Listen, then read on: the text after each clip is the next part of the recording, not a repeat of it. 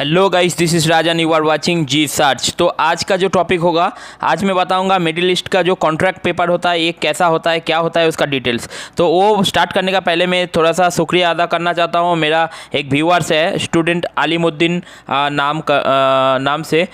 इस भाई ने मेरे को आज सुबह एक मैसेज किया है, कमेंट किया है। बहुत अच्छा लगा है ये कमेंट जब मेरे को मिला है। बहुत लंबा चौड़ा मैसेज है, तो इसलिए मैं ज़्यादा डिटेल्स में नहीं बता सकता हूँ। भाई को मैं बोलूँगा आलमुद्दीन भाई, थैंक्स फॉर योर कमेंट्स। तो आज का जो मैं कंटेंट स्टार्ट करने वाला हूँ, ये कंटेंट होगा मिडिल ईस्ट का जो कॉन्ट्रैक्ट पेपर होता है। ये कॉन्ट्रैक्ट पेपर कैसा होता है, क्या होता है और इसका डिटेल्स क्या है, ये मैं बताऊंगा। क्योंकि बहुत सारा व्यूअर्स को ये पता नहीं चलता है, बट ये उन लोगों का पास एक क्या बोलूँगा, एक गलत इन्फॉर्मेशन रहता है। क्या 2 साल के बाद ही आप छुट्टी पे जा सकते हो, उसका पहले आप छुट्टी पे नहीं जा सकते हो, ऐसा कोई बात नहीं है।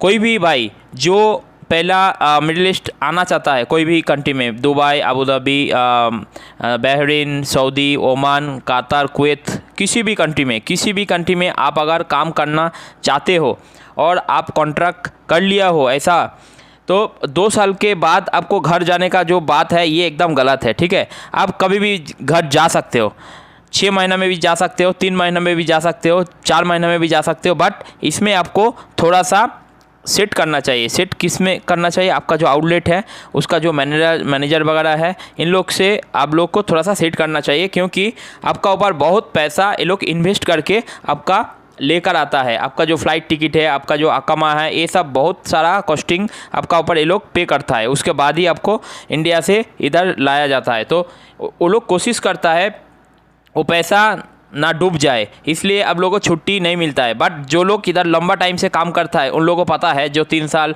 4 साल से काम करता है, इन लोगों को छुट्टी मिल जाता है। कभी भी छुट्टी वो लोग जा सकता है, आ सकता है। बट छुट्टी जाने के लिए जो मिनिमम जो रूल्स होता है वो आपको फॉलो करना पड़ेगा।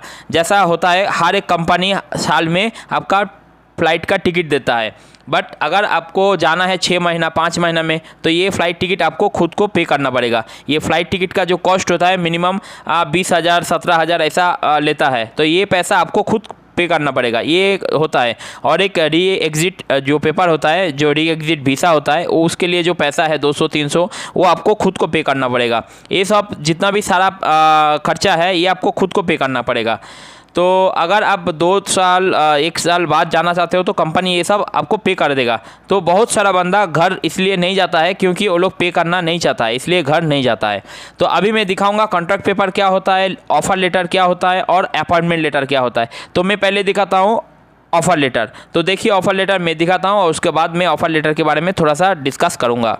फ़िलहाल मेरा स्क्रीन पर जो देख रहा है ये है ऑफ़र लेटर। तो ऑफ़र लेटर अभी जो इधर है मॉल ऑफ एमिरेट्स का, तो ये किस लिए दिया जाता है? ऑफ़र लेटर का कुछ वैल्यू नहीं रहता है। ऑफ़र लेटर इसलिए दिया जाता है ताकि जो आपका रिक्रूटर है, जो मान लीजिए मॉल ऑफ एमिरेट्स है, उस साइट पे आप कौन सा पोजीशन के लिए सिलेक्ट हुआ हो, तो इसलिए इसका डिटेल्स इसमें रहता है। आपका ड्यूटी आवर्स कितना होगा इसमें रहता है, और आपका जो फ़्लाइट टिकट वगैरह क्या डिटेल्स है ये सब इसमें रहता है। कितना दिन में आपको ज्वाइन करना पड़ेगा, आपका डॉक्यूमेंट्स क्या क्या सबमिट करना पड़ेगा, ये सब इसमें डिटेल्स रहता है। बट इसका कुछ वैल्यू नहीं है। ठीक है, मैं दिखाता हूँ अभी अपॉइंटमेंट लेटर। मेरा स्क्रीन पर अभी आप जो देख रहा है इसको बोला जाता है अपॉइंटमेंट लेटर। ये अपॉइंटमेंट लेटर आपको देगा रिक्रूटर, जो रिक्रूट आपको कर रहा है, और जिस पोजीशन के लिए आप इधर आना चाहते हो उस पोजीशन के डिटेल्स रहेगा, और कौन सा कंसल्टेंसी से आ रहे हो उसका कंसल्टेंसी का भी डिटेल्स इसमें रहता है। तो इसका भी कुछ वैल्यू नहीं रहता है। अभी मेरा स्क्रीन पर चला आया है ओरिजिनल कॉन्ट्रैक्ट पेपर। तो कॉन्ट्रैक्ट पेपर देखिए, इसमें क्या क्या खासियत है। कॉन्ट्रैक्ट पेपर में आपको एक साइड में इंग्लिश में लिखा रहता है और एक साइड में अरबी में लिखा रहता है।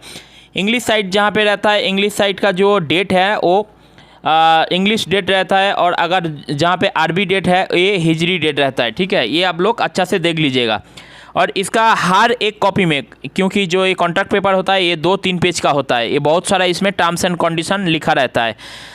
इधर फर्स्ट पार्टी सेकंड पार्टी बोल के मेंशन करके इधर बनाया जाता है कॉन्ट्रैक्ट पेपर में।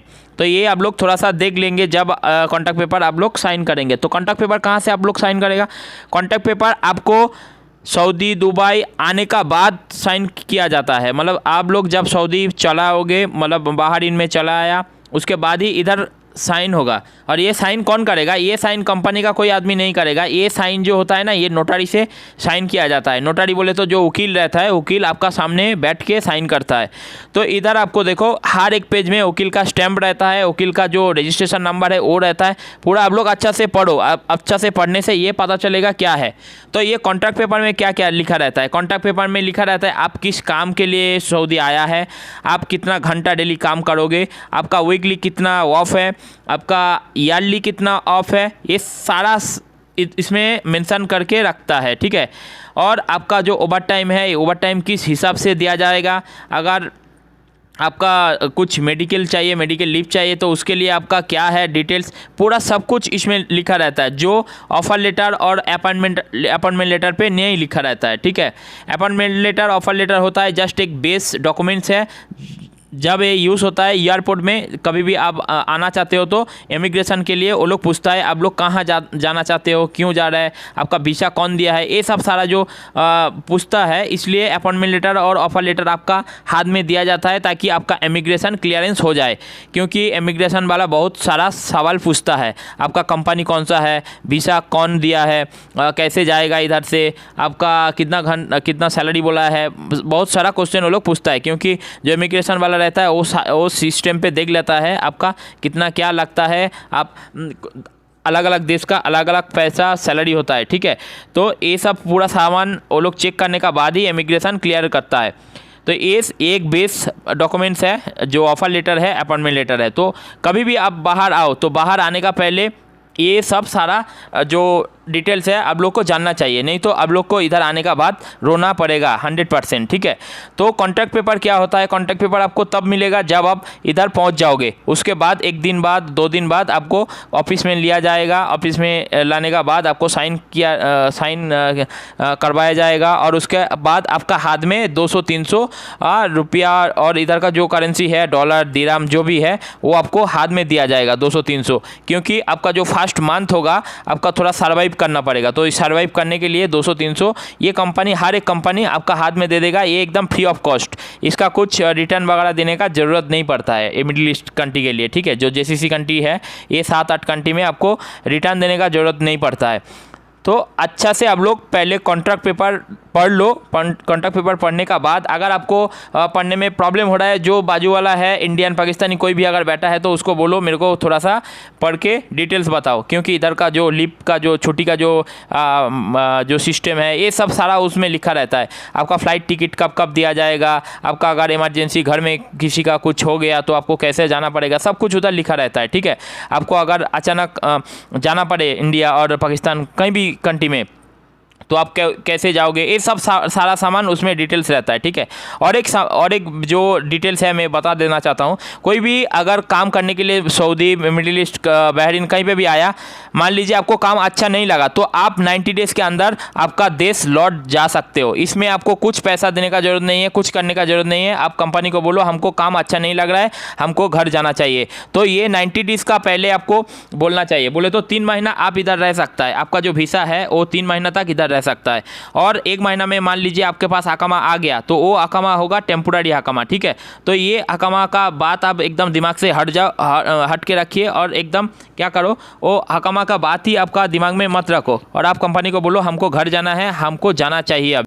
तो अगर आप 90 डेज़ के अंदर आप बोल दिया है कंपनी को हमको काम अच्छा नहीं लग रहा है, मान लीजिए आप आया ड्राइवर के लिए काम करने के लिए, तो आपको इधर लगा दिया कारपेंटर में और कोई दुकान में काम करा रहा है, तो ये सब जो सारा फ्रॉड होता है, तो उस हालत पे आप एकदम बोल सकता है हमको काम नहीं करना है, हमको घर जाना है। ये आपको बोलना चाहिए 90 डेज़ का अंदर। तो इसमें आपको 1 पैसा भी पेमेंट करने का ज़रूरत नहीं पड़ता है, क्योंकि आपका जो अकामा है वो टेम्पोररी रहता है, उसके लिए ये लोग पे नहीं करता है तब तक। तो 90 डेज़ के अंदर अगर आप बोल दिया तो आप बच गया, ठीक है। अगर 90 डेज़ का बाद में आप बोला, मान लीजिए आपका 3 महीना 2 दिन हो गया और आप बोला हमको काम नहीं करना है, हमको जाना चाहिए अभी, उस टाइम आप नहीं जा सकता है, आपको पे करना पड़ेगा अकामा का जितना पैसा वो लोग पे किया है। अकामा का प्राइस इतना 10,000 का ऊपर होता है और फ्लाइट टिकट वगैरह जो है वो सारा इसमें आ जाएगा। तो आज के लिए मैं वीडियो रखता हूँ और दूसरा कुछ इन्फॉर्मेशन लेके मैं ज़रूर आऊँगा। कमेंट पे बताइए वीडियो कैसा लगा। Thanks for watching G search.